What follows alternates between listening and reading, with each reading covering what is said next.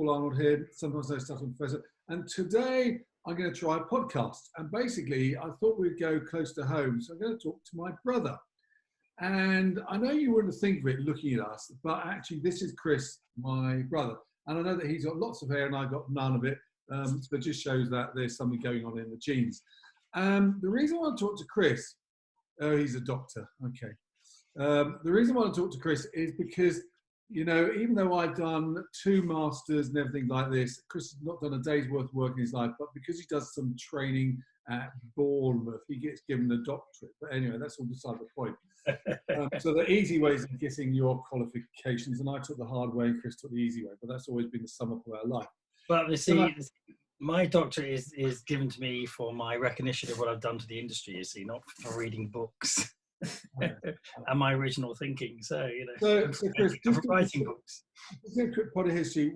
Why would I be talking to you right now? Because the topic of this podcast is all going to be about, you know, why strategists should be creative and why creatives should be strategists. And it's very interesting because both Chris and I were different sides of the advertising fence. I was a strategic planner and Chris was a creative. Chris, just tell us a little bit about what you did in your career. Well, I think probably the most interesting time is we both worked at Saatchi & Saatchi, and I was creative director there, twice actually. And Paul worked obviously in planning and account handling. So it's quite interesting that we're on sort of, one would call sometimes the 2 sides of things, you know, especially creatives, there's a bit of rivalry with account handlers and planners. I think it's a very good environment for actually seeing the differences and the overlaps as well. Especially in advertising. Of course, the concept applies to wider than just advertising. But I think there's definitely probably an interesting division often put into ad agencies between the creative people, the planning people, and obviously the people who do a lot of the functionality. And I think most of the time, actually, there needs to be more overlap. And I think what I noticed over the years is there's a distinct difference. When we launched Creative Orchestra, which is literally an orchestra of different creative minds, we picked up a lot of ways that people thought. And because people think in many different ways, we had like Bauhaus thinking for product designers thinking in different ways from ad people and fashion and architects, that we noticed that some were very strategic and some weren't. What we did discover over the years was there were some people who I think I fit nicely between creatives and planners who have that great ability to take data and information and insights, disseminate that, and then come out with amazing thoughts that sort of bridge the gap. While I've also seen people who really have no strategic ability but fantastic imagination, I've seen people who have no imagination but amazingly good at analysing data and coming up with very single-minded outcomes. It's very interesting because I remember Jeff Stark, one of the great creators of time, said once about how, you know, this idea that, you know, the best planners are very creative at the very heart, because often our job is to write things in a way that gives a starting point for you. And he also said, and the very best creative people are also strategists at their very heart.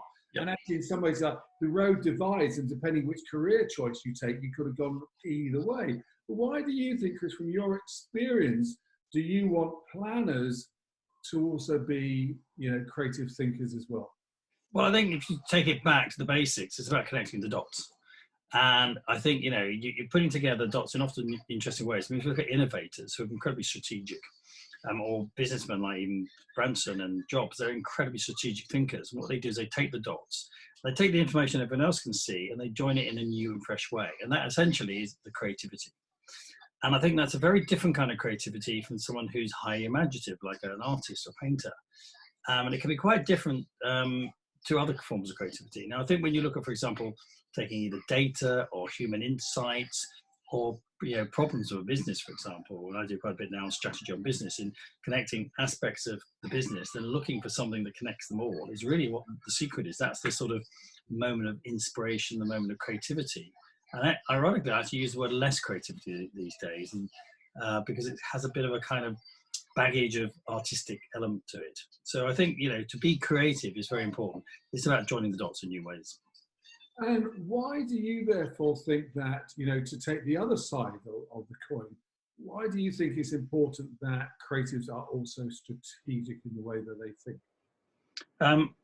Well, one of the criticisms often of creatives is their hugely indulgent attitude and I've heard clients talk about them as being quite irresponsible in terms of business. You know, I'm not funding someone's art project here. I'm trying to sell yogurt, for example. I think it's very important that creatives are strategic. They need to understand the business aspects of what they're doing.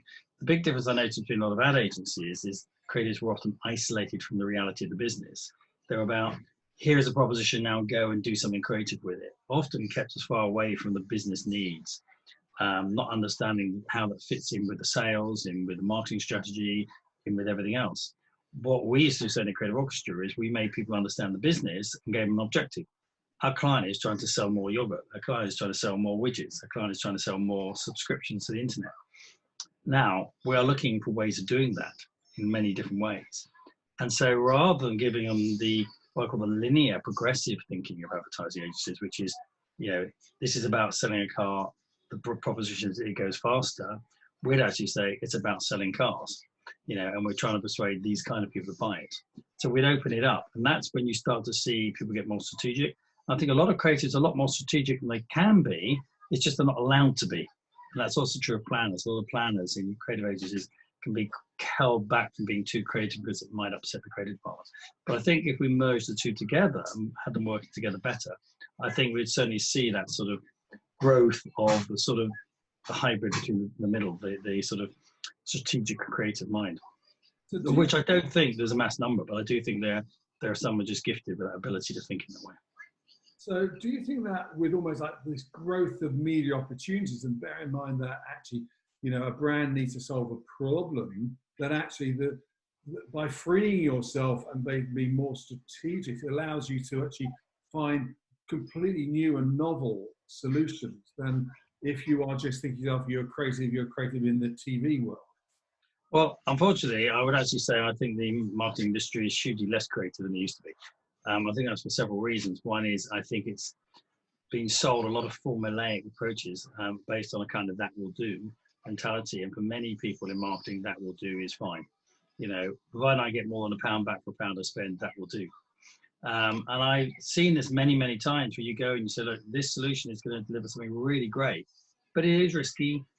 It could possibly fail, but if it succeeds, it's a big winner. Yeah, they don't like betting on anything that isn't 100% safe. They always want their money back.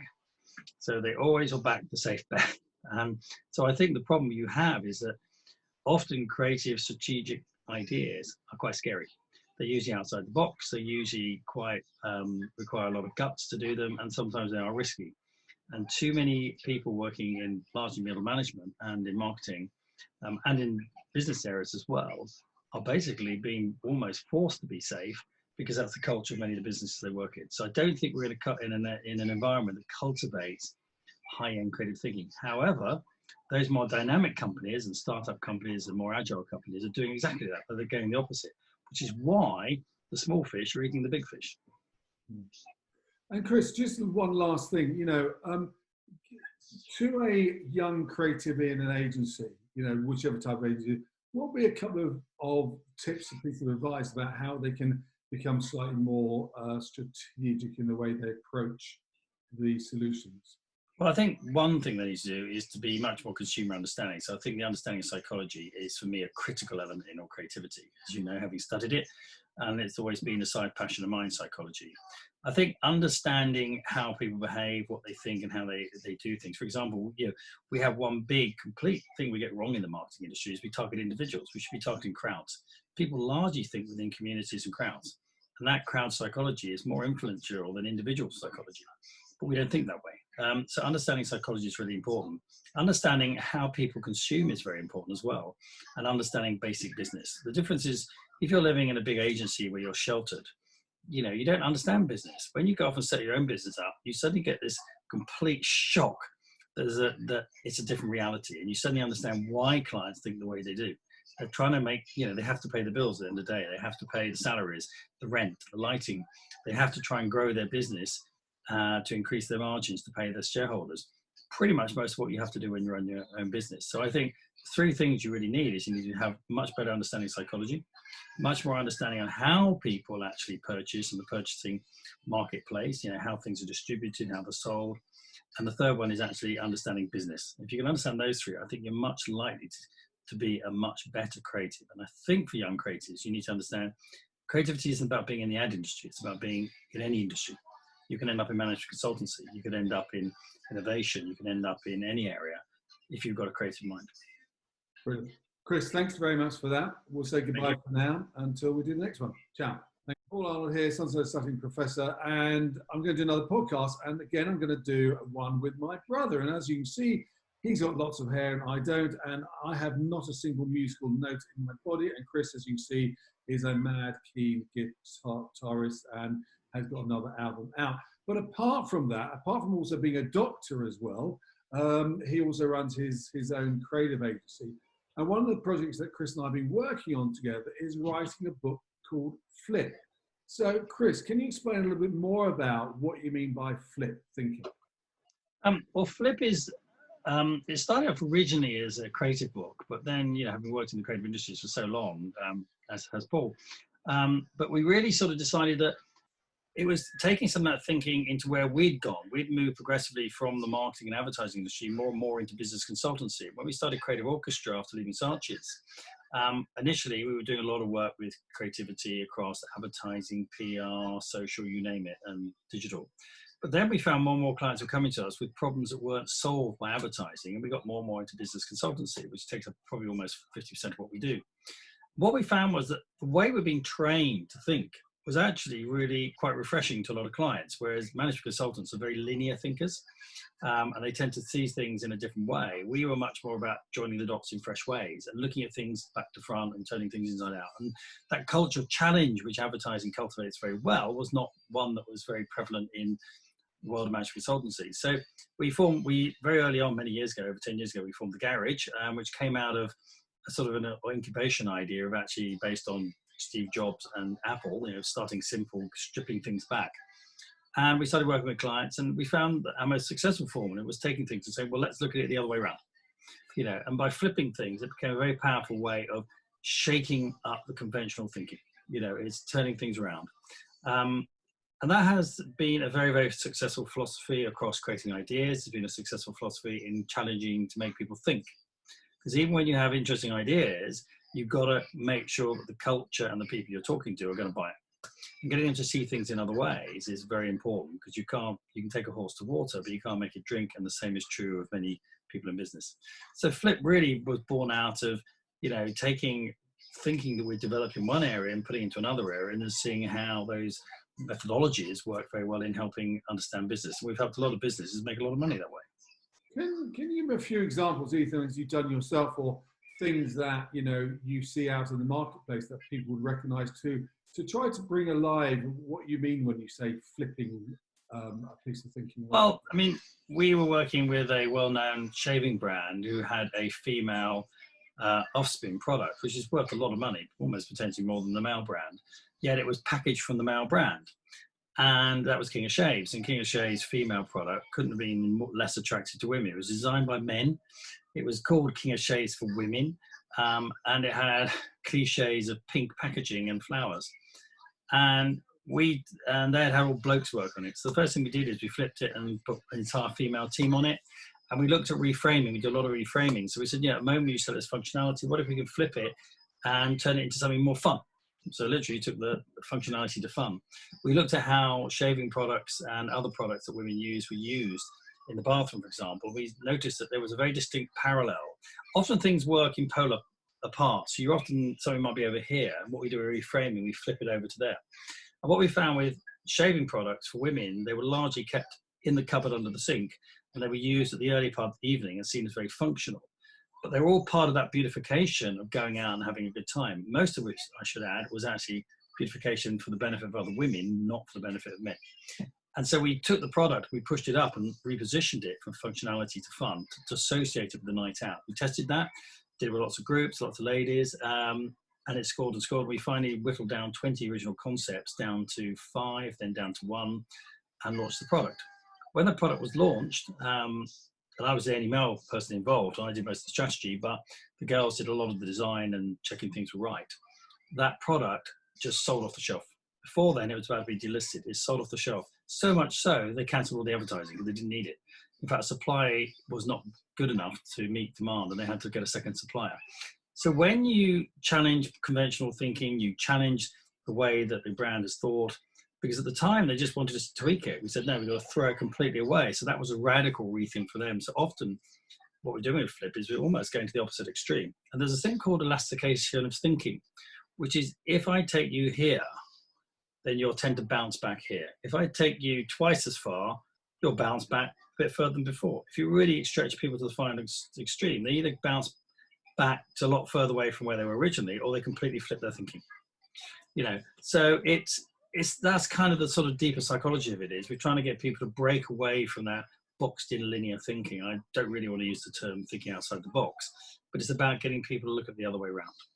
So are there any, you know, how do you do this? I can hear people say, yeah, flip thinking sounds really good. And, you know, flipping things like dirt is good. And, you know, all those other great classic campaigns that have done sort of similar things where they've made, you know, good be bad or bad be good. You know, the Guinness campaign about making a virtue slow, you know, are all quite nice examples of it. But how do you do it? You know, what do you do? Do you like almost like identify the sacred cows? Do you sort of like have a list of questions, or do you just like spend time doing almost ethnographic, looking at people doing it?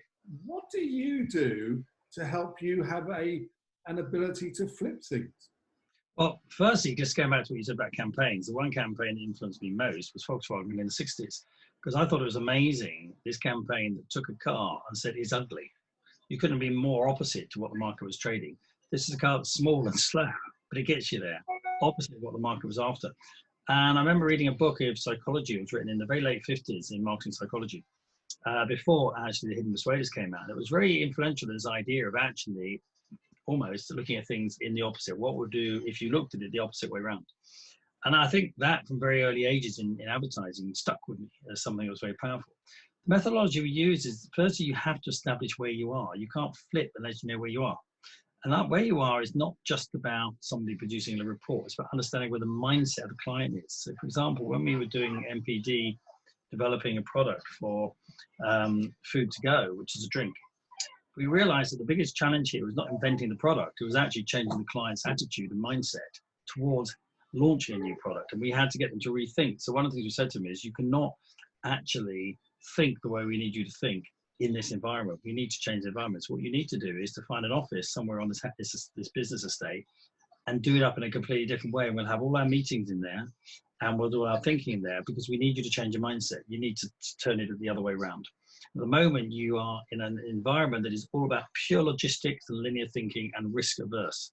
We want you to go in an environment that is about taking risks. It's about non-linear. It's about thinking in a different way. And it's about being, you know, think of it as like a Google lounge.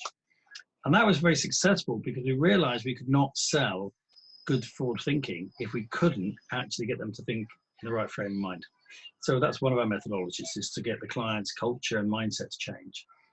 Often when you look at things, you need to map things out. So it's not just a case of saying, oh, let's do the opposite, because sometimes that's just stupid. It's about looking at the dynamics, and it isn't a case of just going left to right polar. We will often look at mapping in a way that takes it maybe in 6 or 7 different ways, and then look at how we might take it to a different way. It isn't just about flipping for the sake of it. The flipping is about actually opening the mind and looking at new opportunities. And there's kind of thing we used to do, we did with Sky actually, to get them to think differently, was called the roundabout theory. And it's going back many years. It was bounding around for a short while. And it was about the fact that in non-East European culture, we tend to work in linear ways. We carry on in a straight line until somebody makes us go left or right. But in more Asian cultures, you'd stop at the roundabout and you'd go, before I go forward, I have to consider left or right, or even going backwards. And that methodology I found was very useful in getting clients to stop and think and say to themselves, should we carry on this direction or should we go in the opposite direction? And sometimes, one client recently, we said, you need to go back 2 steps before you can go before you can go forward, because where you are now, you cannot move forward. You have to go back. And therefore, that will take you down a different path. Brilliant. I think let's conclude there for time. Just to really say to everyone else that we do run workshops on the flip thinking. So if you want any more details, then just contact me at the end of this video. I think I should add one thing. I think where flip comes in is, if you've been down that route where you've had all the conventional thinking, you had the management consultants in, and we worked a lot after management consultants, and now we work with quite a few management consultants. you've been there and you're not getting the surprisingly different thinking, then that's where we come in best. We come in afterwards for the more challenging briefs and say, okay, you've had all the predictability. And I use this in a way, I haven't got one at hand at the moment, but I often show a dice. If you look at a dice, you know there are 6 sides, but you often only get to see 3. And most of the time, a lot of consultants will come in and show you the obvious 3. What we do is we show you the 3 that you know that are there, but you can't see yet. Brilliant. Great thinking. Chris, we'll be in touch. Okay. Ciao. All right. Okay. Bye.